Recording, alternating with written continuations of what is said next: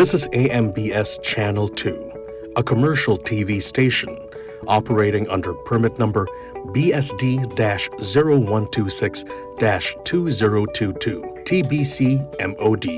Channel 2 transmitter is located at Diliman, Quezon City.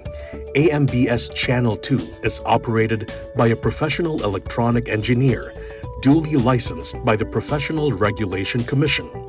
Engineer Erwin B. Senora, PECE number 0001448. Engineer Romel G. Ardenio, ECE number 0023097. Engineer John Christopher De Los Santos, ECE number 0080759. Engineer Joshua R. Castro, ECE number 0080760.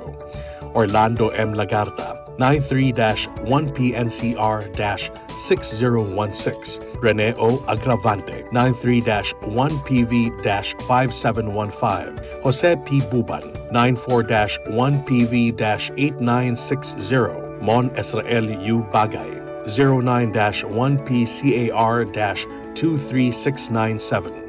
This is AMBS Channel 2, now signing off.